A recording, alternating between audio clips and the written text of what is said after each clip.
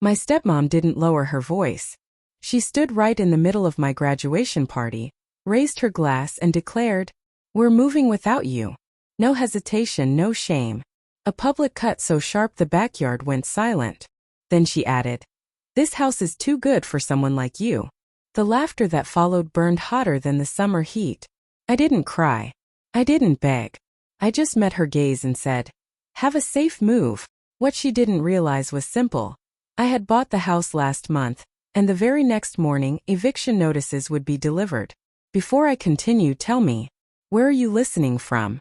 I grew up in a home where silence was the safest language. My dad remarried when I was 12. From the instant my stepmom walked through the door, the atmosphere changed. She moved with the certainty of someone who believed everything around her belonged to her automatically.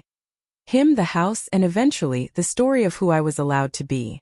I learned early that every space I took up needed justification. Sit too long in the living room? She'd accidentally vacuum around my feet. Cook dinner. She'd tweak the seasoning the moment I stepped away, erasing my effort. It was never loud, but every action was intentional. Dad never confronted it. He drifted into her orbit, leaving me to circle on the outskirts. The house became her stage. Every holiday, every family gathering, every staged photo revolved around her need for admiration. The walls displayed carefully curated memories that never included me. Graduations of her kids, vacations I wasn't invited to, birthday parties I watched from the staircase. Yet I stayed. I studied. I worked part-time after school. Slowly, quietly, I built a resilience no one noticed. The only person who truly saw me was my grandma. She lived across town in a tiny, fragrant apartment that always smelled like warm apples and lavender detergent. She kept a small table by the window for us. One cup for her tea, one for mine. Whenever life felt too heavy, I escaped there and she reminded me, "You don't need to shout to be powerful, Maya. Some storms form in silence." I carried those words through high school, through late nights at the kitchen table, quietly resisting the ways my stepmom tried to shrink me. She hated when I succeeded. It meant her version of me wasn't sticking. So when graduation finally arrived, Grandma promised she'd sit front and center no matter what. My stepmom shrugged it off, insisting the day was about family more than diplomas. I didn't care. I had earned that moment. The party afterward? Her idea. She decorated the backyard in her colors, invited people I barely knew, and positioned herself so photographers captured her at the center of every shot. I helped set up tables, unthanked as usual. I had grown used to being invisible, the pair of hands behind the scenes. Still, part of me hoped today might be different. Maybe Dad would look at me like he used to. Maybe my step-siblings would say something genuine. Maybe my stepmom would pause her performance long enough to let me feel I belonged. But standing there, surrounded by laughter that wasn't for me, in a house that never felt like mine, I sensed it before she spoke. Something was coming. Cold, calculated. Deep down, I knew this celebration wasn't for me. It was her stage for my humiliation. The moment she tapped her spoon against her glass, the backyard shifted. Conversation softened, music dipped, and all eyes turned to her. As if she were the graduate, not me. She thrived on being the center, the sun everyone orbited. My stomach tightened, the familiar dread before she struck. Her smile stretched wide, but her eyes stayed cold. "Well, since today is about new beginnings," she said, smooth and rehearsed, "I think it's the perfect time to share ours." People leaned in, expecting warmth, maybe a toast to my future. I wasn't expecting anything for myself, but I also wasn't expecting the blow. "We're moving," she said brightly. "But not all of us." Some guests chuckled, unsure. She let the pause hang, slicing through it like glass. "We're moving without you, Maya." The words crashed over me like icy water. Conversations stopped. Dad blinked, caught off guard despite rehearsing this in his head. My step-sibling stiffened beside the dessert table. The guests, people who knew me only through her curated lens, watched to see my reaction. She wasn't done. Sweeping her manicured hand through the air, as if commanding the very oxygen, she declared, "This house is too good for someone like you." This time the laughter wasn't polite. It was sharp, thin, cutting. A few people murmured behind cupped hands. Someone by the grill muttered, "Did she really just say that?" But no one intervened. Not my dad, not my step-siblings. Not a single person who had eaten the meal I'd spent the entire morning helping prepare. Heat prickled behind my eyes. Not from embarrassment. Humiliation was already an old, familiar coat. But from a sharp clarity that only hits when someone finally voices the unspoken. I looked at my dad, searching for even a flicker of the man who used to braid my hair when I was little. Instead, he stared down at the deck boards as if the truth had been nailed there. Her kids laughed the loudest. One nudged the other, joking about finally reclaiming their space. It hurt. Not because of their words but because I realized this had been rehearsed too. This wasn't a spontaneous cruelty. It was deliberate, orchestrated, performed in front of witnesses so everyone could pretend it was just a joke. A heavy, slow certainty settled into my chest.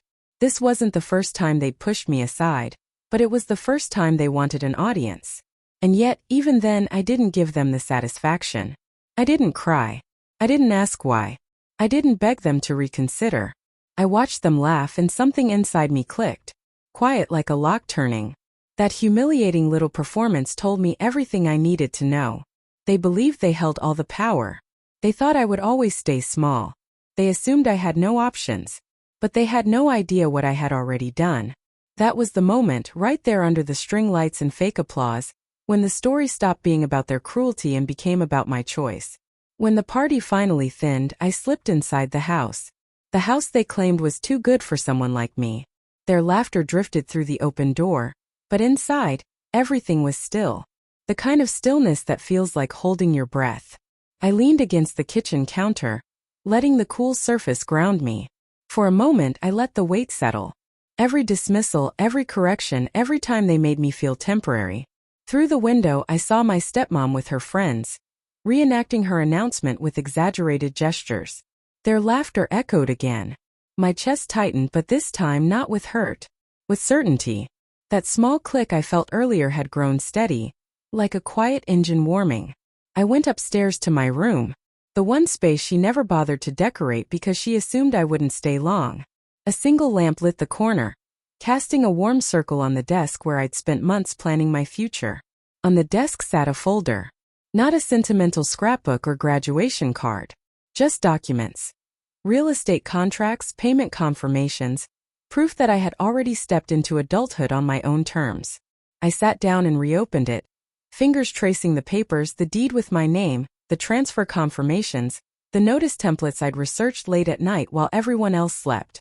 I hadn't expected to use them this soon, certainly not like this. But cruelty has a way of accelerating things. Buying the house wasn't revenge, it was survival. I'd saved for years, worked through college, and seized the moment when the previous owner needed a quick sale. I never told my family. I didn't want their opinions, their interference. And now that silence, my lifelong defense, had become my shield. A soft knock sounded at the door. My dad's voice followed, low and hesitant. "Maya, are you okay?" I stared at the knob. He didn't sound sorry. He sounded worried. Worried about appearances, about how the scene might reach neighbors, about how his wife might spin it later. I couldn't offer him comfort he hadn't earned. "I'm fine," I said, keeping my voice steady. "You should enjoy the rest of the night." A long pause. Then his footsteps receded down the hall. I exhaled a breath I hadn't realized I'd been holding. That was the last moment I felt any doubt. I gathered the documents and placed them neatly into a single envelope. Tomorrow would be straightforward, legal, and clean. No shouting, no accusations. Just boundaries upheld the way adults enforce them. Through action, not reaction. Before I left the room, I lingered for a final glance. Every corner whispered memories of being overlooked, dismissed, or diminished. But none of that held any weight anymore. Not after tonight. I made my way downstairs, slipped past the gathering unnoticed, and stepped into the quiet of the outside air. Tomorrow they would receive the notices. Tomorrow the house would no longer be hers. The next morning dawned with an almost unreal brightness, sunlight that made everything appear sharper, cleaner than it truly was. I woke before the alarm, my thoughts already precise, calm, and ready. Today wasn't about vengeance. It was about truth, about boundaries, about proving, quietly, legally, undeniably, that the power they believed they held over me never existed. I dressed simply, pulled my hair back, and placed the prepared documents into a slim envelope. Outside, the street was serene. Early joggers passed by. Sprinklers danced across the lawns. Nothing in this peaceful scene hinted that inside the house, an era was ending. At 8:07 a.m., a car pulled up to the driveway. The process server stepped out, confirmed the address, and gave me a nod. "Morning," he said. "Ready?" I exhaled slowly. "Yes. Thank you." He handed me a copy of the notices to verify. Everything was proper, orderly, lawful. A clear statement of ownership with the required 30-day timeline. No malice, no theatrics. Just the truth. "Okay," he said. "Let's begin." We walked toward the porch. Just as he reached for the doorbell, the front door swung open. My stepmom stood there in a robe, hair in rollers, a mug clutched in hand. She looked annoyed at the early intrusion, then puzzled when she noticed the envelope in the server's hand. "Can I help you?" she asked, shifting her weight as if ready to brush off a salesperson. "Yes, ma'am," he replied calmly. "These are for you." She blinked, took the envelope, scanned the heading, and froze. "What? What is this?" she demanded, but the server had already stepped back. "You've been served," he said, nodding once to me before heading to his car. Professional, efficient, detached. She tore the envelope open on the porch. Her eyes darted across a few lines, then widened. Her mouth fell open. She looked at me, first confused, then horrified. "This is a joke," she whispered. "Tell me it's a joke." "It's not," I said quietly. My dad appeared behind her, squinting in the sunlight. "What's going on?" She shoved the papers into his chest. "Read this. Just read it." He scanned the lines, his expression slowly changing. Uncertainty, shock, disbelief, eviction. "Whose name?" "Who?" he asked, stopping to look at me. "Really look." "Maya," he said softly. "Why is your name on the deed?" I met his gaze steadily. "Because I bought the house last month." The words fell between us like a stone dropped into still water, ripples spreading instantly. My stepmom's face twisted. "You bought." "No. No, you didn't. You can't. This is my house." "It hasn't been," I said gently, "for several weeks." Her eyes flashed. "You're lying. You're trying to embarrass me after last night, aren't you? Some pathetic revenge." "If this were revenge," I said, "I would have told everyone at the party last night." "I didn't. This isn't about humiliation. I purchased the house legally, quietly, months before you even announced your move." She shook her head violently. No, you don't have that kind of money. You don't have the right connections. You don't have control." I cut her off. "You're right. I don't need your approval anymore." My step-sibling spilled onto the porch, hair tangled, eyes swollen from sleep. "Mom, what's happening?" "Tell them," she snapped at me. "Tell them what you're doing. Tell them you're kicking us out of our home." "It was never really your home," I said. "It belonged to someone who decided to sell quickly, and I made the first offer." "You didn't check the property records, did you?" Her daughter stepped forward. "You can't just evict us.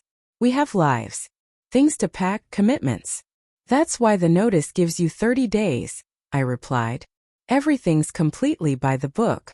My dad stared at the papers again, voice barely above a whisper. "Why didn't you tell me?" A small ache pulled at my chest, but only briefly. "Would it have mattered?" I asked. "Would you have listened or just let her talk over me like always?" He opened his mouth, then closed it. No answer came, only the weight of guilt etched into his face. Stepmom shifted tactics, her voice softening, almost trembling. "We can talk about this. We can figure something out. It doesn't have to come to this." "It already has," I said. "And this isn't punishment. It's a boundary. You told everyone yesterday that the house was too good for someone like me, so now it's yours to leave." Her facade cracked. The fake warmth vanished. "You ungrateful little." My dad cut her off sharply. "Stop." His voice wasn't loud, but it carried authority. The first time in years I'd heard him sound commanding. He turned to me. "Is this really your decision?" "Yes," I said. "It's final." The silence that followed was unlike anything I'd ever felt. It wasn't suffocating nor humiliating. It was steady, strong, mine. Stepmom let out a bitter laugh. "So you think you've won?" You think this makes you powerful? No, I said. I think it makes me responsible. For my future, for my peace, for choosing a life where I'm not constantly belittled. She shook violently, anger and panic colliding. You can't do this to us. I'm not doing this to you, I replied. I'm doing it for me. Dad opened his mouth to speak again, but the words fell apart before they could take shape. He glanced at the house, then back at me. Regret was written all over his face. Too little, too late. My step-siblings clustered together, whispering anxiously. One murmured, "What are we supposed to do now?" Another scoffed quietly, "She can't be serious." Yet they all knew I was. As they finally started gathering their belongings, the house no longer hummed with tension and cruelty. Instead, it felt lighter, as if years of strain were finally lifting from the walls. While they packed in a rush, I lingered in the doorway watching. Not out of triumph, not out of revenge, but with clear-eyed understanding. This was never about proving them wrong. It was about proving to myself that I didn't have to shrink to fit someone else's narrative. With their bags stacked in the cars and their voices trembling in disbelief, I understood something crucial. Sometimes the quietest person in the room is the one holding the power. When the last car drove away, the street was still in a way I'd never experienced before. No shouting, no thundering footsteps upstairs, no hushed comments about where I belonged. Or didn't. Just calm. Fresh, clean, unclaimed calm. I stepped back inside, letting the door close gently behind me. For the first time, the house didn't feel hostile. Felt like mine. Later that afternoon, Grandma called. She hadn't seen any of it. She just noticed something in my voice. "You finally chose yourself," she said. "I'm proud of you, sweetheart." My throat tightened, but in the best possible way. In the following days, Dad reached out a few times. Brief, hesitant messages. I didn't ignore him, but I didn't rush to respond either. Healing isn't a door you fling open overnight. I painted the living room, planted fresh flowers by the porch, and rearranged the furniture until the space felt like a fresh start instead of a battlefield. A week later, standing in the doorway and looking around the quiet, sunlit house, I realized something simple. Silence isn't weakness. Sometimes it's the boundary that saves you. This home, once a reminder of everything I lacked, had become proof of everything I could create on my own terms. If you've ever been overlooked or underestimated, know that you are not alone. Share your story in the comments. I read every one. And if this journey spoke to you, hit subscribe so you don't miss the next chapter.